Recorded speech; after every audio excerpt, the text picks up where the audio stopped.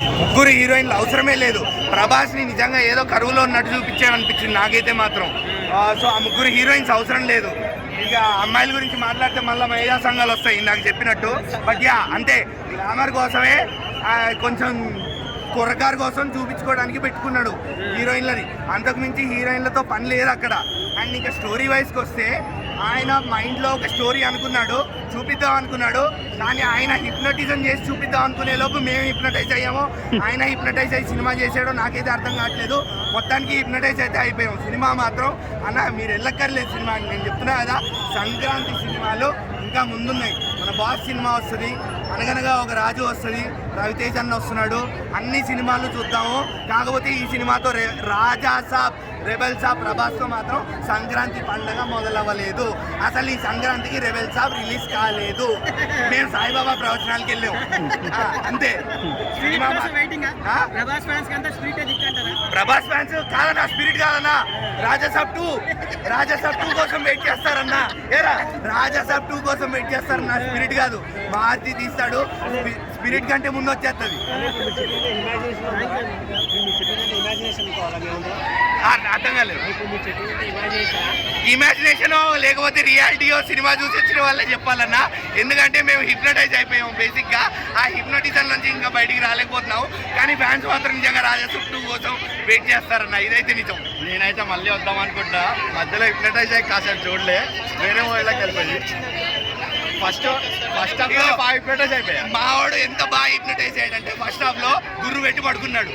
అంటే పడుకోలేదు, హిప్నటైజ్ అయ్యాడు. అలా హిప్నటైజ్ అయ్యాడు అనమాట.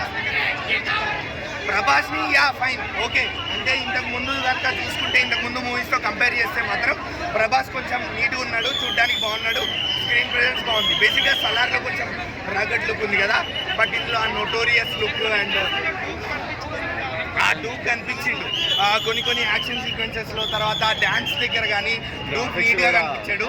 ఇంకా విఎఫ్ఎక్స్ అన్న ఇదో కళాఖండం అన్న. VFX wow, what a wonder. Wow, మాట్లాడుకోవాల్సిందే విఎఫ్ఎక్స్ గురించి కూడా. అంటే నాకు అర్థం కాలేదు. మార్తి గారు అదేట కానీ చిన్న చిన్న హీరోలకి పెద్ద పెద్ద ఇట్లు ఇచ్చి మాలాంటి పెద్ద పెద్ద హీరోకి ఎక్కడో ఉన్న కొండ మీద ఉన్న ప్రభాస్ గారిని తీసుకొచ్చి ఈయన చేతిలో పెట్టినప్పుడు ఈయన ఏ విధంగా వినియోగించుకోవాలి, ప్రభాస్ అన్నని ఏ విధంగా వినియోగించుకోవాలి? 3 సంవత్సరాల బట్టి కథ రాస్తుందంటే ఈ సినిమా కథ. నువ్వేం రాసావు? ప్రభాస్ అని నేను నమ్మి నీకు ఒక ఇది ఇచ్చినప్పుడు నువ్వు ఆ ఇదాన్ని ఏ విధంగా వినియోగించుకోవాలి, ఏ విధంగా ఉపయోగించుకోవాలి? నువ్వు ఈ సినిమాలో ఏముంది? మ్యూజిక్ డైరెక్టర్ తమనే ఉన్నారు, ఇంకెవరు లేరా ఇండియాలోనూ? ఇంకెవరిని పెట్టుకోలేరా? తమన్నే పెట్టుకుంటారు ఎప్పుడును. ఆ కొట్టిన మ్యూజిక్ కొట్టించుకుంటారా ఎప్పుడును? బ్యాక్గ్రౌండ్ మ్యూజిక్ అంటే ఓకే, పాటల పరంగా అయితే తమన్నకి ఎప్పుడు నచ్చడు. నాకు ఆయన పాటలే నచ్చవు. బ్యాక్గ్రౌండ్ మ్యూజిక్ అంటారా ఏదో కొడతాడు, ఓకే దాన్ని ఒప్పుకుంటాం. కానీ అలాంటి ఒక క్లాస్ హీరో, ఒక మాస్ హీరో కలిపి మిక్స్ కొట్టాలంటే మళ్ళీ దేవిశ్రీ ప్రసాద్ గారిని తీసుకొచ్చి కొట్టించుంటే ఈరోజు సినిమా బ్లాక్ బస్టర్ అయ్యేది. మ్యూజిక్ పరంగా చెప్పాలంటే మ్యూజిక్ సినిమా అంటే 3 పాటలు 6 ఫైట్లు కాదు భయ్యా. 6 పాటలు 6 ఫైట్లు ఉండాలి. పూర్వకాలంలో ఎలాగుండే ఫైట్లు పాటలు ఆ విధంగా పెట్టి తీయాలి. కానీ ఏముంది భయ్యా, పాట కూడా సగం పాటే ఉంటుంది. సినిమాలు ఫుల్ పాట కూడా పెట్టట్లేదు.